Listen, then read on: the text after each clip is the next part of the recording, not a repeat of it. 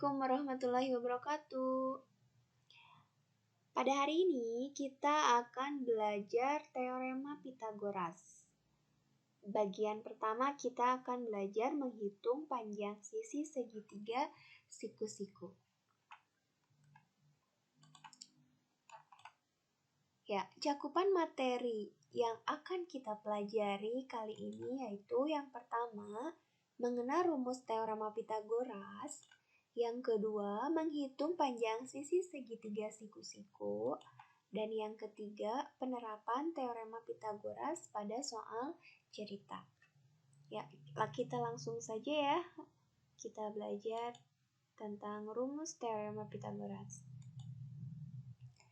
Nah, teorema Pitagoras ini berlaku pada segitiga siku-siku. Di sini ada segitiga siku-siku A, B, C. Nah, panjang sisi yang menghadap sudut A ditulisnya A ya, sisi A. Kemudian ini sisi B dan ini sisi C. Nah, di sini yang termasuk sisi miring atau hipotenusnya adalah ini, panjang BC. Panjang BC ini adalah hipotenus atau sisi miringnya. Kenapa? Karena berhadapan dengan sudut siku-siku. Ini sudut siku-siku. Berarti yang berhadapan dengan sudut siku-siku adalah sisi BC. Berarti ini adalah sisi miringnya. Sedangkan yang lainnya itu disebut sisi siku-siku. AB dan AC ini adalah sisi siku-siku. Nah, jika segitiga siku-siku di A, maka berlaku rumus. Nah, rumusnya ini. BC kuadrat sama dengan AB kuadrat ditambah AC kuadrat. Nah, atau kalau kita tulis pakai huruf kecil, A kuadrat sama dengan B kuadrat ditambah C kuadrat.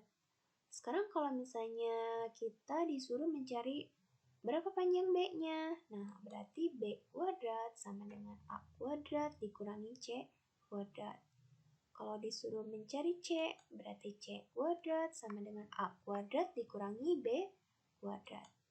Nah, ini jangan lupa ya, harus kalian ingat. Ingatnya gini aja, kalau mencari sisi miring, berarti tinggal kuadrat dari penjumlahan sisi siku-sikunya. Ini, A kuadrat sama dengan B kuadrat ditambah C kuadrat. Tapi jangan terpaku dengan huruf ya, karena mungkin aja nanti hurufnya berubah. Berikutnya, kita akan belajar menghitung panjang sisi segitiga siku-siku. Contohnya, yang pertama, pada gambar di samping, segitiga ABC siku-siku di A. Panjang AB 4 cm dan AC 3 cm. Dan hitunglah panjang BC. Nah, di sini panjang BC. Mana sisi miringnya? Nah, kita tarik garis aja dulu. Tarik garis, ini sudut siku-siku yang menghadap sudut siku-siku adalah sisi BC. Berarti BC adalah sisi miringnya. Berarti BC kuadrat sama dengan AB kuadrat ditambah AC kuadrat. Berarti BC kuadrat sama dengan 4 kuadrat ditambah 3 kuadrat. 4 kuadrat itu berapa? 4 kuadrat itu 4 kali 2 atau 4 kali 4? 4 kuadrat itu artinya 4 kali 4. Artinya berapa? 16 ya. Berarti BC kuadrat sama dengan 16 ditambah 9. 16 tambah 9 berapa? 25. Nah, ini lihat di sini. Ini kan BC kuadrat sama dengan 25. Kita kan mau mencari BC saja, berarti kita akarkan. BC sama dengan akar dari 25. Akar dari 25 berapa? 5. Ya, jadi kita dapat nilai panjang BC-nya adalah 5 cm. Bisa dipahami ya? Yuk, kita teruskan lagi contoh berikutnya. Pada gambar di samping, hitunglah nilai P. Nah, di sini ada segitiga siku-siku, panjangnya 9, ada 15. nilai P yang ditanyakan. Langkah pertama, kalian harus tahu dulu mana sih sisi miringnya. Nah, ini aja lihat, ini kan sudut siku-siku. Tarik garis aja biar memudahkan kalian mana sisi miringnya. Oh, berarti 15 ini adalah sisi miringnya. Nah, kalau kalian udah tahu berapa yang mana sisi miringnya, berarti kan kalau mencari rumus miring itu 15 kuadrat sama dengan P kuadrat ditambah 9 kuadrat. Nah, kan karena yang ditanyakan P, berarti P kuadrat sama dengan 15 kuadrat dikurangi 9 kuadrat. Nah, tinggal dimasukkan saja. 15 kuadrat itu berapa? 225. 9 kuadrat itu 81. Jadi P kuadrat sama dengan 144. Berarti P-nya akar dari 144. Akar dari 144 itu 12. Mudah bukan? Kita teruskan lagi ya. Hitunglah nilai X dan Y. Nah, di sini seperti ada satu segitiga. Sebenarnya ini ada dua segitiga kalau kita jeli ya. Nah, karena kita mau mencari nilai X dan Y. Nah, ini kan X itu berarti ada hubungannya dengan segitiga SQR. Nah, berarti kita harus perhatikan segitiga SQR. SQR. Di sini langkah pertama gimana? Kita harus bisa menentukan sisi miringnya dulu. Ini sudut siku-sikunya. Kita tarik garis. Oh, berarti sisi siku-sikunya, sisi miringnya adalah sisi RQ. Nah, berarti X ini adalah sisi miring. Nah, berarti X kuadrat sama dengan 8 kuadrat ditambah 6 kuadrat. Berarti X kuadrat sama dengan 64 ditambah 36. Berarti X kuadrat sama dengan 100. Berapa X-nya? Akar dari 100. Akar 100 berapa? Ya, akar 100 itu 10. Udah dapat X-nya itu 10. Nah, sekarang kita akan mencari nilai Y.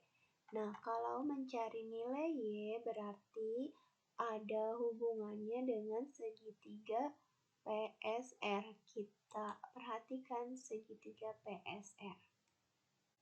Siku-sikunya di sini ya, di S. Berarti kita tarik garis dulu aja. Nah, tarik garis berarti PR ini adalah sisi miringnya. Karena PR sisi miring, berarti Y itu sisi siku-siku kan ya. Berarti Y kuadrat sama dengan 17 kuadrat dikurangi 8 kuadrat. Y kuadrat sama dengan 289 dikurangi 64. Berarti Y kuadrat sama dengan 225. Berapa Y-nya? Akar dari 225. Y sama dengan 15. Ya, bisa dipahami ya. Semoga kalian paham sampai di sini. Kita teruskan lagi. Nah, di sini kita belajar penerapan teorema Pythagoras pada soal cerita. Sebuah tangga yang panjangnya 5 meter bersandar pada batang pohon. Jarak ujung bawah tangga terhadap pangkal pohon 3 meter. Berapa tinggi ujung atas tangga tersebut? Nah, kalau ada soal cerita, langkah pertama kalian harus bisa ilustrasi dari soal cerita. Kita gambar dulu. Kita gambar ada pohon kan? Ada pohon. Kemudian ada tangga. Tangganya bersandar ke pohon. Di sini tangganya panjangnya 5 meter. Kemudian jarak ujung bawah tangga, berarti ujung bawah tangga ini ya, ibu kasih huruf A ke pangkal pohon. Pangkal pohon itu yang B ya, AB. Panjangnya 3 meter. Pertanyaannya, berapa tinggi ujung atas tangga? Nah, ujung atas tangga berarti dari sini ke sini berapa? Kita cari. Kita misalkan ini Y ya. Nah, ini B. B itu adalah siku-sikunya. Berarti sisi miringnya yang mana? Semiringnya yang 5 meter ya. Nah, berarti Y kuadrat sama dengan 5 kuadrat dikurangi 3 kuadrat. Y kuadrat sama dengan 25 dikurangi 9. Berarti Y kuadrat sama dengan 16. Berapa Y-nya? Akar dari 16. Berarti Y sama dengan 4 meter. Jadi, tinggi ujung tangga tersebut adalah 4 meter. Sampai sini bisa dipahami ya? Kita lihat contoh berikutnya. Sebuah kapal dari pelabuhan berlayar ke selatan sejauh 10 km. Kemudian belok ke timur sejauh 24 km. Jarak terdekat kapal sekarang dari pelabuhan. Nah, di sini kan ada hubungannya dengan arah mata angin ya. Langkah awal kalian harus tahu dulu arah mata angin. Nah, lihat di sini. Kalau ke atas berarti utara ya. Ke bawah selatan, kiri itu barat, kanan itu timur. Dari soal cerita, ini lihat kapalnya itu berlayar ke selatan. Ke selatan itu kemana? Berarti ke bawah ya. Nah, kita tarik garis dulu ke bawah. Berapa kilo? 10 km. Kemudian ke timur. Timur tuh kemana? Ke kanan. Kita tarik garis ke kanan. Berapa kilo? 24 km. Terus pertanyaannya apa? Jarak terdekat kapal sekarang dari pelabuhan. Kita tarik garis. Nah, berarti kita misalkan aja Y ya. Di sini kita akan mencari berapa sih Y-nya. Berarti ini kan ada hubungan dengan Pythagoras ya. Siku-sikunya di sini. Berarti Y itu adalah sisi miringnya. Kita akan mencari sisi miringnya.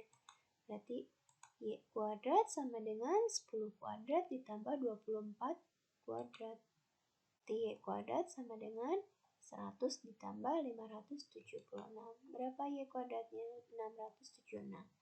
Berarti Y sama dengan akar dari 676. Berarti Y sama dengan 26. Bisa dipahami ya sampai sini? Semoga kalian paham dengan penjelasan Ibu. Tapi kalau misalnya masih bingung, kalian bisa review dari awal. Ya. Terima kasih. Assalamualaikum warahmatullahi wabarakatuh.